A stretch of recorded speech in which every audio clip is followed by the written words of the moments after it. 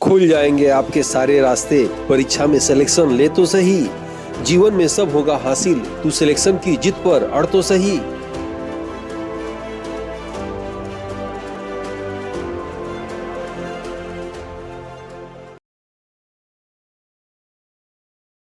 Aditya classes exam गुरु channel में आप सबका स्वागत है। आज हम लोग की क्लास जो है भारत का भूगोल से रहेगा और चैप्टर 16वां है भारत की प्राकृतिक संकट और आपदाओं से रहेगा। यह क्लास असिस्टेंट प्रोफेसर के जीएस पेपर के लिए महत्वपूर्ण तो है ही है, साथ में जितने भी वनडे एग्जामिनेशन होते हैं उसमें अक्सर ये सब प्रश्न पूछे जाते हैं, उसके लिए भी महत्वपूर्ण है। आइए देखते हैं आज की क्लास। जैसा कि आप जानते हैं भारत के सामान्य भूगोल को इन चैप्टर के माध्यम से हम लोग समाप्त किए हैं ताकि आपके एग्जाम में जो भी प्रश्न आए आराम से समझ में आए। और आज हम लोग का 16वां चैप्टर है भारत के प्राकृतिक एवं जो है संकट आपदा। ठीक है, तो आइए देखते हैं। इसमें पहले मानव या प्रकृति द्वारा वह घटना जिसे जीव जंतु पेड़ पौधे आदि को अत्यधिक क्षति पहुंचती है उसे आपदा के नाम से जाना जाता है। ठीक है, और आपदा का क्या क्या होता है, जैसे भूकंप, सूखा, बाढ़, ज्वालामुखी विस्फोट, चक्रवात, औद्योगिक आपदा आदि। ठीक है, अब हम लोग क्या करेंगे, इसके विषय में सबके विषय में एक एक हेडिंग डाल के जो भी एग्जाम में प्रश्न पूछे जाते हैं उनके विषय में हम लोग चर्चा करेंगे और कुछ रिपीटेड क्वेश्चन भी इसमें डाले गए हैं। वीडियो अच्छा लगे आप लाइक जरूर करिएगा। तो आइए देखते हैं। सबसे पहले हम लोग भूकंप के विषय में देखा जाए। ठीक है, भूकंप, पृथ्वी के कंपन को भूकंप कहा जाता है। ठीक है, याद रखिएगा। पृथ्वी के कंपन दो प्रमुख कारण होते हैं, पहला प्राकृतिक कारण और दूसरा मानव जनित कारण। मानव द्वारा भी भूकंप आता है और प्रकृति द्वारा भी आता है। तो आइए देखा जाए दोनों को अलग अलग। सबसे पहले हम लोग देखते हैं प्राकृतिक कारक भूकंप के, यानी कंपन के प्राकृतिक जनित कारण हम लोग देखा जाए। कंपन के प्राकृतिक कारण निम्नलिखित है। पहला है ज्वालामुखी प्रक्रिया द्वारा, दूसरा भूस्खलन द्वारा, तीसरा पृथ्वी के अंदर प्लेटों के खिसकने के द्वारा, और वर्तमान में सबसे मुख्य कारण यही माना जा रहा है भूकंप आने का। आपके एग्जाम में पूछे कि भूकंप आने का प्रमुख कारण क्या होता है, आप कौन सा ऑप्शन सही करेंगे? पृथ्वी के अंदर प्लेटों के खिसकने के द्वारा जो है भूकंप आता है। ठीक है, आप एक आंसर जानते भी होंगे कि 8,848 जो है माउंट एवरेस्ट की ऊंचाई है, 8,848 मीटर ऊंचाई है। लेकिन अभी हाल में नेपाल और चीन ने संयुक्त रूप से घोषणा किया कि 8,850 मीटर जो है माउंट एवरेस्ट की ऊंचाई हो चुकी है। यानी ये 2 मीटर ऊंचाई कैसे बढ़ी, तो प्लेटों के खिसकने के कारण बढ़ी। याद रखिएगा, जो एग्जाम में आंसर वही देना चाहिए जो बिल्कुल उस सब्जेक्ट के अनुसार हो। ठीक है, अब हम लोग देखते हैं कंपन के मानव जनित कारण। मानव द्वारा कैसे भूकंप आता है, तो कंपन के मानव जनित कारण निम्नलिखित है। पहला वृक्षों के कटाव के कारण, ये प्रमुख कारण है। दूसरा बड़े बांधों के निर्माण के कारण, बड़े बड़े जो बांध ये कभी कभी बनते हैं, लेकिन जो बड़े बड़े बांध बनते हैं उनके कारण भी अगर वो टूट जाए तो अपार जो है क्षति होती है और भूकंप भी उससे आ सकता है। ठीक है, नेक्स्ट हम लोग देखते हैं, नोट कर लीजिएगा। भूकंप केंद्र या अवकेंद्र को भूकंप का केंद्र बिंदु कहा जाता है और यहाँ कंपन नहीं होता है। ठीक है, भूकंप के ऊपर धरातल स्थल को अपकेंद्र कहा जाता है और कंपन यही होता है। ठीक है, भूकंपी तरंगे 3 प्रकार की होती हैं, पी तरंग, यस तरंग या सतही तरंग। ठीक है, या कह सकते हैं प्राथमिक तरंग, द्वितीय तरंग और यल तरंग। अब हम लोग क्या करेंगे कि भूकंप के इन तरंगों के विषय में, जो तरंग है इनके विषय में हम लोग एक पेज में देखने जा रहे हैं। ठीक है, अब हम ये टेस्ट पेपर बता दें, फिर आगे क्लास में ले रहे हैं। टीम द्वारा ये टेस्ट पेपर तैयार किया गया है। इसकी वैलिडिटी याद रखिएगा, यूपीएचएससी एडवर्टाइजमेंट 51 के एग्जाम डेट तक रहेगी। और इसमें आपको क्या मिलेगा, ई पीडीएफ मिलेगा। इसमें आपको जो है वीडियो, उसी ई पीडीएफ पे वीडियो मिलेगा, उसी वीडियो पे टेस्ट मिलेगा। यानी एक ही चीज को आप 3 बार पीडीएफ, वीडियो और टेस्ट के रूप में जब देखेंगे तो आपको याद हो जाएगा। सभी सिलेबस के अनुसार इसमें रखे गए हैं। लास्ट में फाइनल टेस्ट देंगे तब आपको जीएस पेपर में पूर्णता आएगी। इस टेस्ट में आपको क्या मिलेगा, ई पीडीएफ नोट्स मिलेगा। आपको जो है हिंदी इंग्लिश में दोनों भाषाओं में रहेगा। 2014 से लेकर अब तक इसमें सालवर्ड पेपर वीडियो और क्लासेस के रूप में इसमें रहेंगे। रेगुलर प्रैक्टिस सेट एग्जाम तक आपको अपडेट होकर मिलता रहेगा। ऑर्गेनाइज क्लास है, बिल्कुल सिलेबस के अनुसार सीरियल वाइज पीडीएफ, टेस्ट और वीडियो इसमें पड़े हुए हैं, आपको बिल्कुल समझ में आ जाएगा। और याद रखिएगा सभी क्लासेस यूट्यूब पे नहीं आती है, जो आते हैं लास्ट में उसको अनलिस्टेड कर दिया जाता है। टेस्ट सीरीज के रूप में आपको मॉडल पेपर टेस्ट मिलेगा, सिलेबस वाइज टेस्ट मिलेगा और यूनिट वाइज टेस्ट मिलेगा, जिनकी संख्या सैकड़ों है। याद रखिएगा इसका रेट 1999 है, लेकिन अभी ये 1299 में दिया जा रहा है। अपनी गलतियों को एग्जाम से पहले प्रैक्टिस करके सुधारें ताकि वो गलतियां एग्जाम सेंटर में आपकी ताकत बनकर आपको जीत दिलाए। याद रखिएगा अभ्यास करने से पूर्णता आता है। जितना भी आप एमसीक्यू हल करेंगे, प्रैक्टिस करेंगे, उतना आपके लिए बेहतर रहेगा। टीम द्वारा ये 4 पुस्तकें निकाली गई है, चारों में 80 मॉडल पेपर है, अलग अलग, याद रखिएगा। ये आप अमेजन के माध्यम से मंगा सकते हैं, इसमें डिलीवरी चार्ज फ्री है और ये बुक आपको, और मार्कशीट इसमें बुक फ्री है, मात्र ये 499 रुपए में आपके घर तक पहुंच जाएगा। बुक को यदि मैं दिखाना चाहूं तो किसी भी एग्जाम को देने से पहले इसके अंदर जो जीएस के सभी सिलेबस के अनुसार क्वेश्चन है, आपको पढ़ के 2-3 बार पढ़ के जो है जाना चाहिए, ताकि आपका स्कोर बढ़े और लास्ट में आपको ये मार्कशीट इसमें भर लेना चाहिए, ठीक है।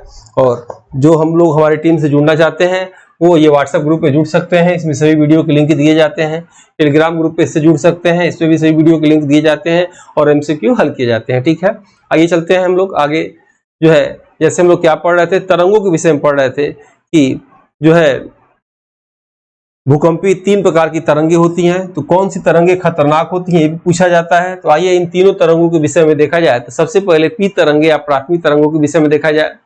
पी तरंगे या प्राथमिक तरंगे, पी तरंग या प्राथमिक तरंगे को अनुदैर्घ्य तरंग भी कहा जाता है, जिसमें सबसे अधिक गति होती है और तीव्रता कम होती है।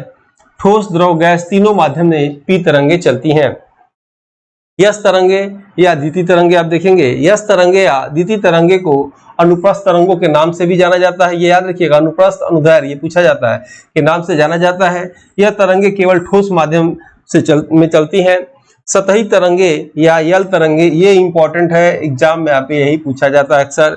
सतही तरंगे या यल तरंगे तीव्रता अधिक होती है, इनके लिए सर्वाधिक तीव्रता के भूकंप आते हैं और सबसे अधिक जन घनत्व की हानि इन्हीं से होती है। प्रश्न आता है कि निम्नलिखित में से किस तरंगों से सबसे अधिक जन घनत्व की हानि होती है, तो आपके आंसर लगाएंगे सतही तरंगे या यल तरंगों से सबसे अधिक मानव को नुकसान होता है, इसीलिए एग्जाम में ज्यादा पूछा जाता है।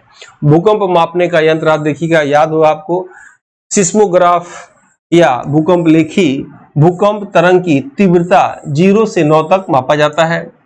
मार्केली स्केल भूकंप तरंग की तीव्रता 0 से 13 तक मापा जाता है। रिएक्टर स्केल भूकंप तरंग की तीव्रता 0 से 11 तक मापा जाता है। भूकंप के प्रबंधन, यहां आप देखेंगे भूकंप के लिए प्रबंधन निम्नलिखित है।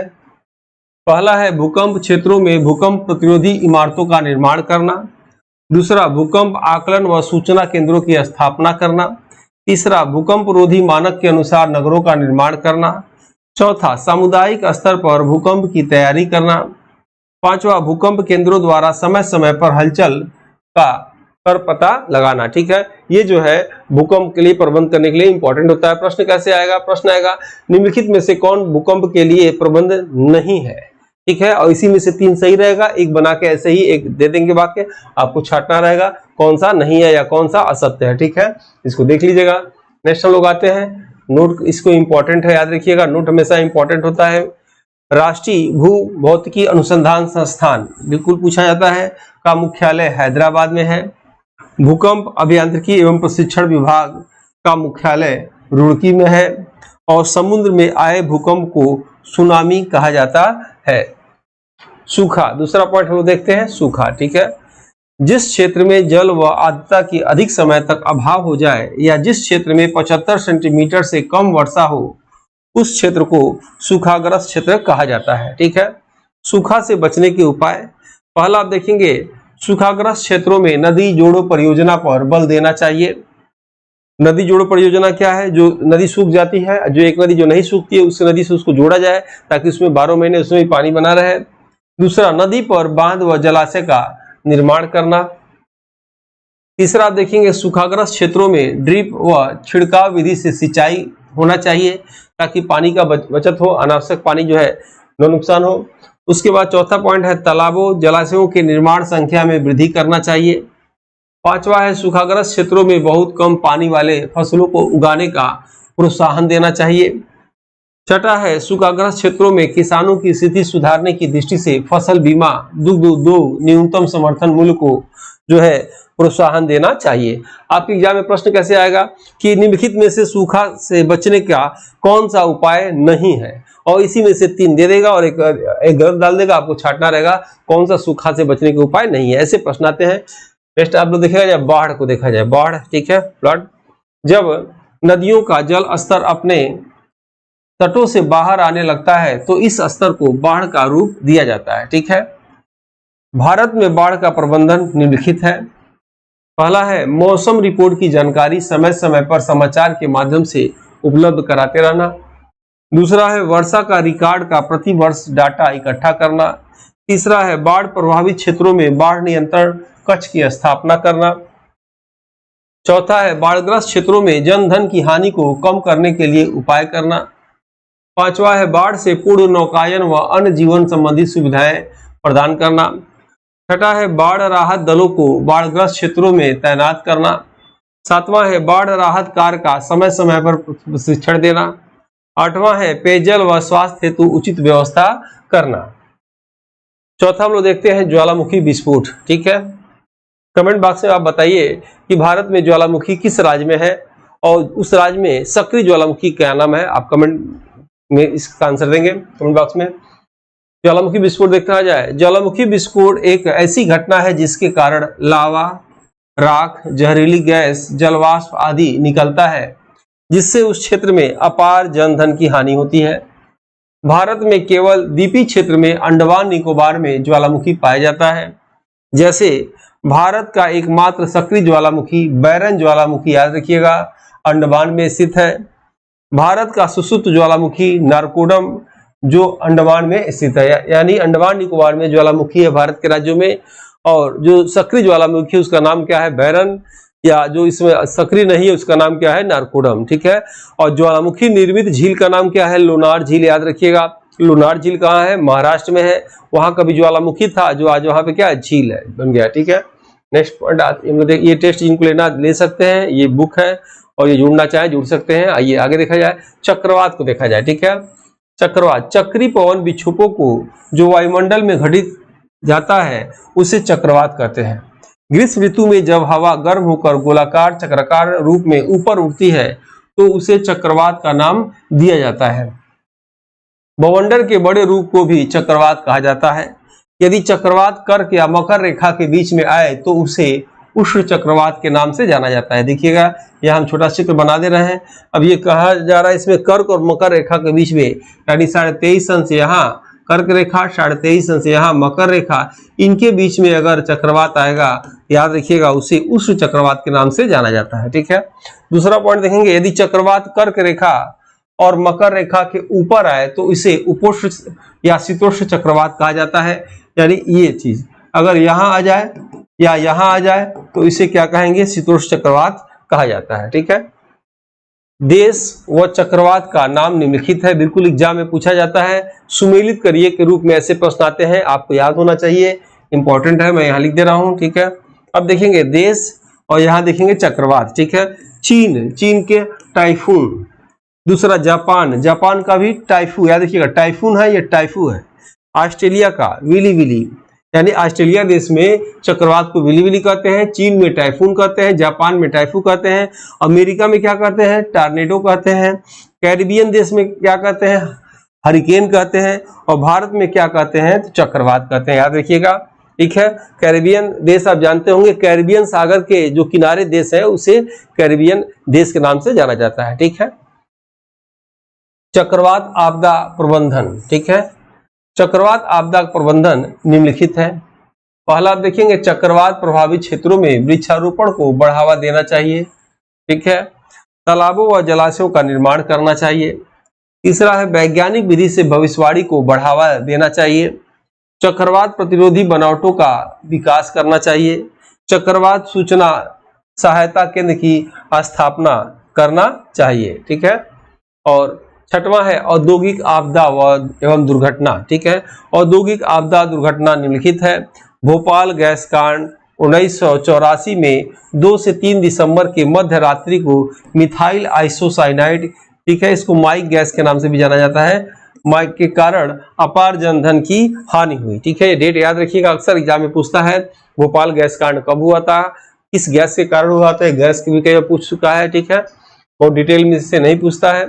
2017 में 2 मालवाहक के आपसी टक्कर के कारण समुद्र में पेट्रोल फैल जाने के कारण बड़े स्तर पर समुद्री जीव जंतुओं एवं पर्यावरण की हानि एन्नौर तमिलनाडु के निकट हुआ। ठीक है, याद रखेंगे। चासनाला कोयला खादान आपदा 1975 में गठित हुआ? ये पूछ सकता है, इंपॉर्टेंट है।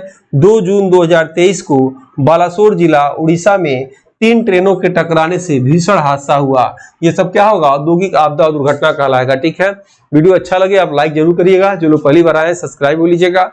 ठीक है, वीडियो को शेयर जरूर करेंगे आप लोग। मिलते हैं जल्दी नेक्स्ट वीडियो में, तब तक के लिए जय हिंद जय भारत। इस समान अध्ययन की मॉडल पेपर बुक को हिंदी एवं अंग्रेजी दोनों भाषा में तैयार किया गया है, जो कि समान अध्ययन एग्जाम में किसी भी प्रदेश के असिस्टेंट प्रोफेसर एग्जाम, जीडीसी प्रवक्ता एग्जाम के साथ LT grade, GIC, TGT, PGT आदि एग्जाम में सहायक सिद्ध होगा। उपरोक्त एग्जाम के विगत वर्षों के पेपर का एनालिसिस करने के बाद वर्तमान एग्जाम पैटर्न पर इसको अनुभवी टीम द्वारा तैयार किया गया है, जो कि आपके समान अध्ययन जनरल स्टडीज एग्जाम के स्कोर को बढ़ाने में सहायक सिद्ध होगा। इन एग्जाम की कुंजी जीएस पेपर होता है। इसमें 4 बुक में 80 मॉडल पेपर हैं, जिसमें समान अध्ययन सिलेबस के सभी क्षेत्रों से महत्वपूर्ण व चुनिंदा प्रश्न हैं, जो कि अक्सर एग्जाम में पूछे जाते हैं। इस बुक पैक में आपको एक OMR शीट बुक और अमेजन डिलीवरी चार्ज फ्री मिलेगा। इस बुक के लिए आप 9795962010 पर व्हाट्सएप में फॉर बुक लिखकर भेज सकते हैं, जिसमें आपको अमेजन लिंक